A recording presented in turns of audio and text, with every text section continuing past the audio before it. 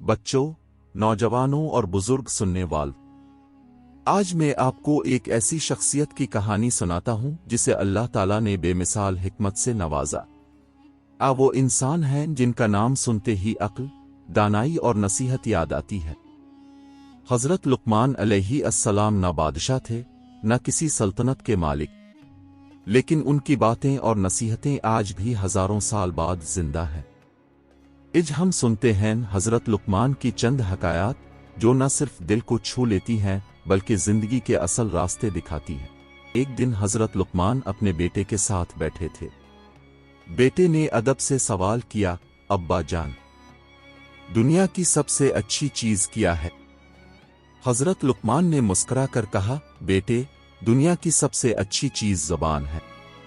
یہ محبت کے پھول کھلاتی ہے، دشمن کو دوست بنا دیتی ہے اور دعا بن کر آسمانوں تک پہنچتی ہے۔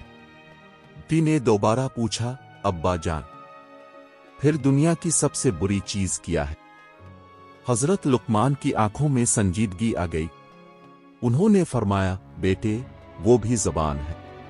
اگر یہ جھوٹ بولے، بغض پیدا کرے یا کسی کا دل دکھائے تو انسان کو تباہی کی طرف لے جاتی ہے۔ ایک لفظ انسان کو جنت تک پہنچا سکتا ہے اور ایک لفظ انسان کو دوزخ میں دھکیل سکتا ہے۔ زبان ایک تیر کی طرح ہے، ایک بار نکلی تو واپس نہیں آتی۔ اس لیے ہمیشہ سوچ سمجھ کر بولو، کیونکہ زبان انسان کی اصل پہچان ہے۔ ایک دن ایک تھکا ہارا مسافر حضرت لقمان کے دروازے پر آیا۔ مسافر نے کہا، اے اللہ کے نیک بندے، میں بھوکا پیاسا ہوں، کئی دن سے سفر میں ہوں۔ حضرت لقمان فوراً کھڑے ہو گئے اور اپنے بیٹے کو کہا، بیٹے، دسترخوان بچھاؤ، پانی لاؤ، جو کچھ بھی گھر میں ہے سب لے آؤ۔ ابا جان، ہمارے پاس تو بہت تھوڑا سا کھانا ہے۔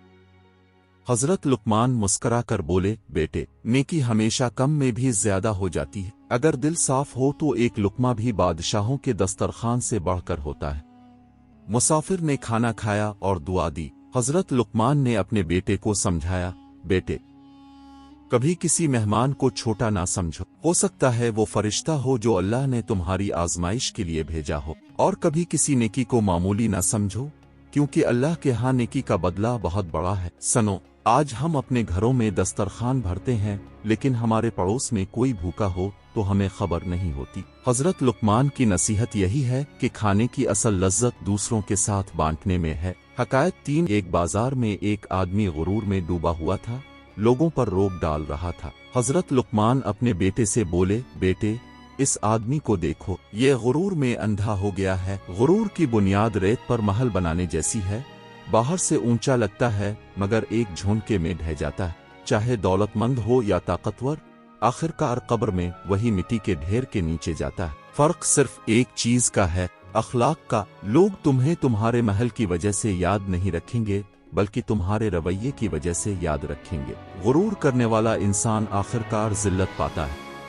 عاجزی اختیار کرو، کیونکہ اللہ کے نزدیک سب سے اونچا وہ ہے جو سب کے سامنے جھک جائے۔ حکایت 4۔ حضرت لقمان اپنے بیٹے کو بازار لے گئے۔ وہاں انہوں نے کہا، سب سے بہترین گوشت دو۔ سا نے زبان اور دل نکال کر پیش کیے۔ پھر حضرت لقمان نے کہا، اب سب سے بدترین گوشت دو۔ بیٹی نے حیران ہو کر پوچھا، ابا جان، یہ کیسا جواب ہے؟ حضرت لقمان نے مسکرا کر کہا، بیٹے، دل اور زبان، اگر یہ دونوں درست ہوں تو انسان سب سے اچھا ہے، اور اگر یہی خراب ہوں تو انسان سے بارا کوئی نہیں۔ زبان سچ بولے تو دنیا جنت ہے، دل صاف ہو تو انسان فرشتہ بن جاتا ہے۔ اگر دل میں بغض اور زبان میں جھوٹ ہو تو وہی انسان شیطان سے بھی بدتر ہو جاتا ہے۔ غور کرو، ہمارے معاشرے میں فساد کہاں سے پیدا ہوتا ہے؟ دل کی کڑواہٹ اور زبان کی تلخی سے۔ اگر ہم دل اور زبان کو درست کر لیں تو معاشرہ جنت بن سکتا ہے۔ یہ دنیا چند دن کی ہے، دولت، شہرت، طاقت سب یہیں رہ جائیں گے۔ جو چیز تیرے ساتھ جائے گی وہ تیرے اعمال اور اخلاق ہے۔